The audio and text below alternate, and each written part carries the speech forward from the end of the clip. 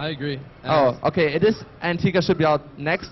And one thing to note about Antigua here. Oh, I should actually turn on the caster cam. Sorry to everybody watching the stream for that amateur production, but we're just filling in. And yeah, it's gonna be Antigua should be out next. One thing to notice, it's only crossboard, and yeah, no gold. It's a GSL version. Okay, no gold. That's pretty big And deal. Red and ToD are very eager to start, so we're getting right into the game, not wasting any time. I like that. Me too. Game number 2, starting now. ToD versus Ret. We're good. Yeah, we're good. Red is at the right top position as a red Cirque versus a blue Protoss at the left bottom. Fnatic.ToD.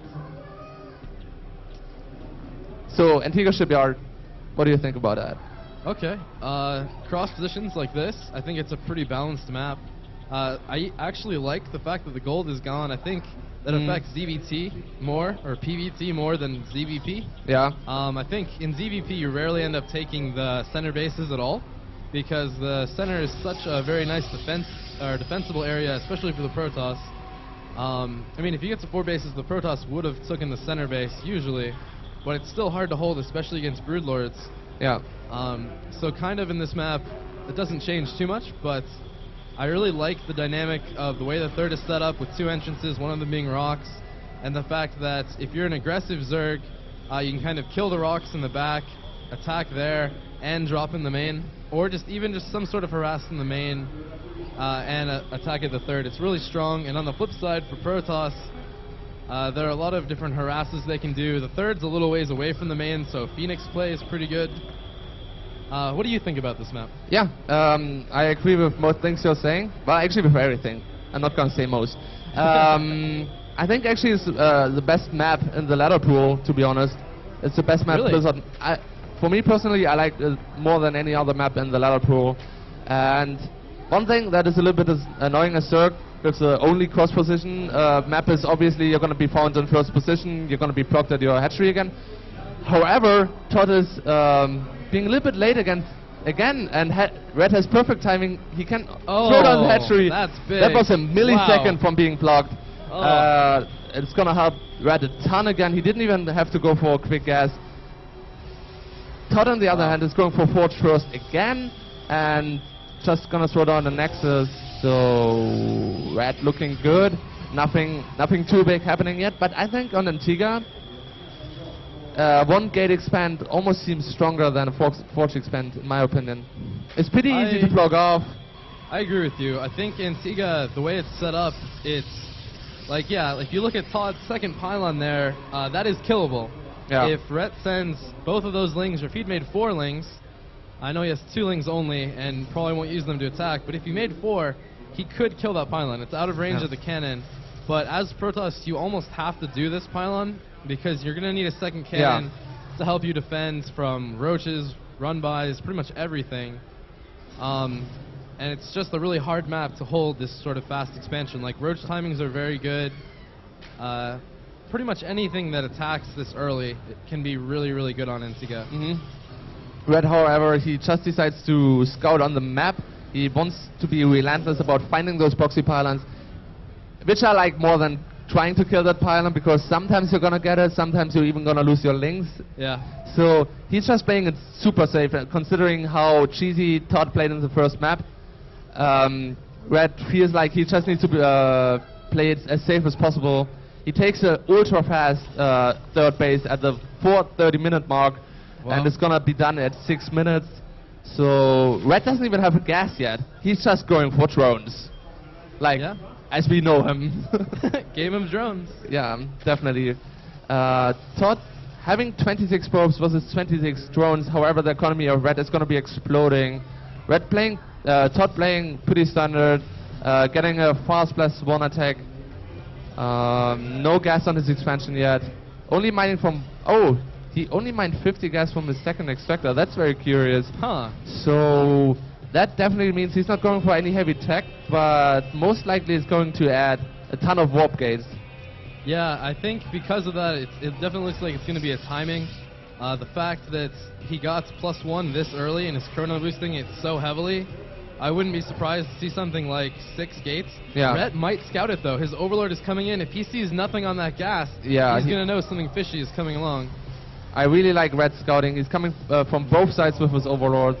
Yeah. He knows, has a lot of information about the game. I don't know when he scouted those geysers the last time, but I think he knows what's up. There the warp gates are being added.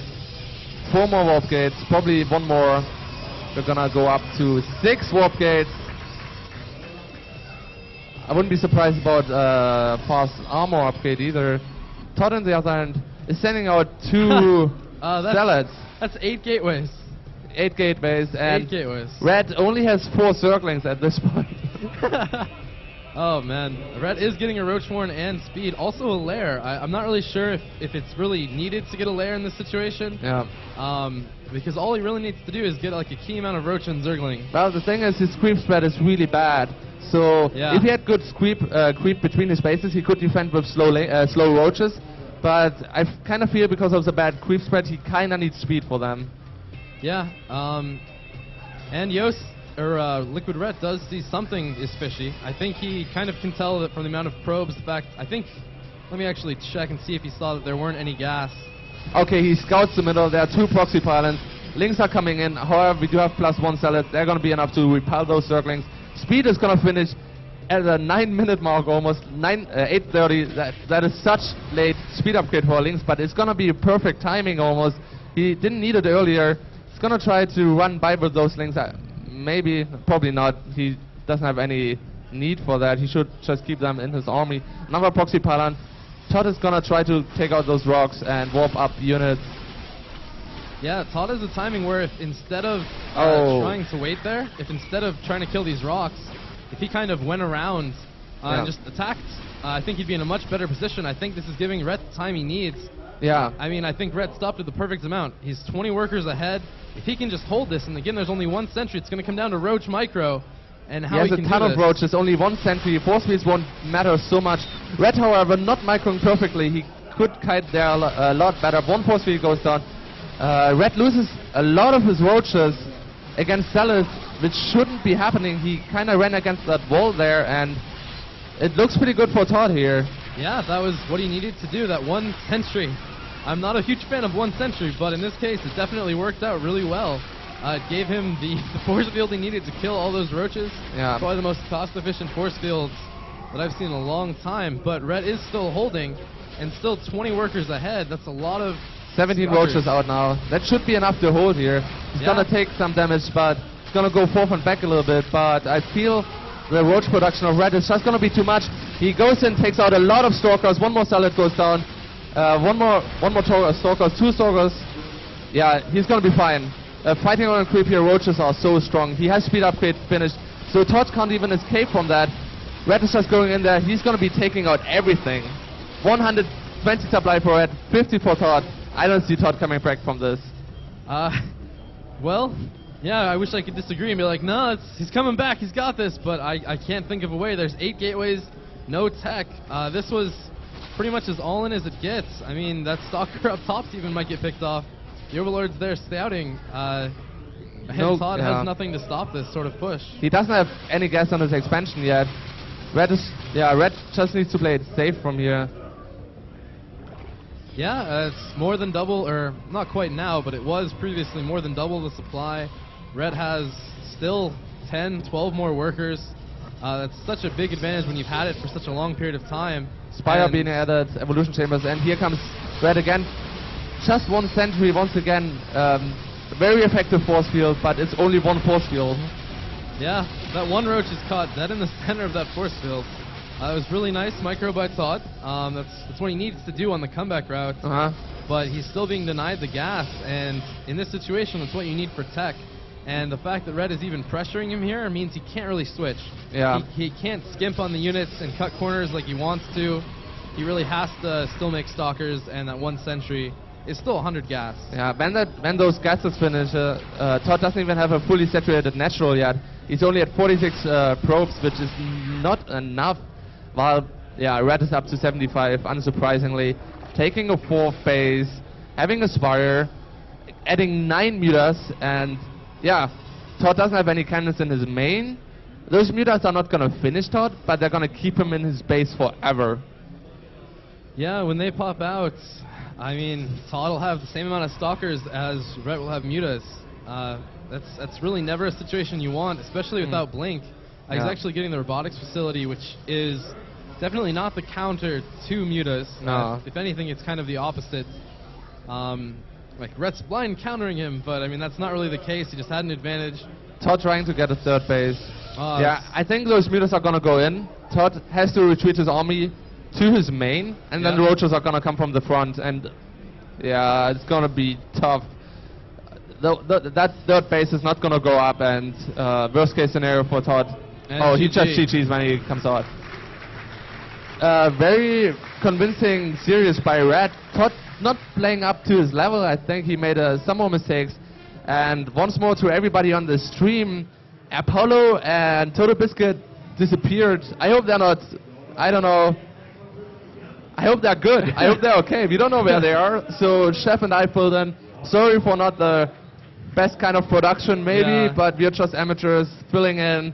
I hope you enjoyed the cast anyways, and thank you. Hey, look at that guy's poster. It's pretty cool. Oh, that's a really nice sign over there. Sorry you guys can't see it at home, but... Yeah. Anyways, I don't even know the procedure here now, if I'm going to turn off the stream or if I have to put on some overlay. Somebody here who has any idea what's going on, I don't know. So, hope you enjoyed it, and what's up next? We're going to have Hero versus Sablo. Sablo took out Huck, and... Oh. Everybody's taking lunch now. Yeah.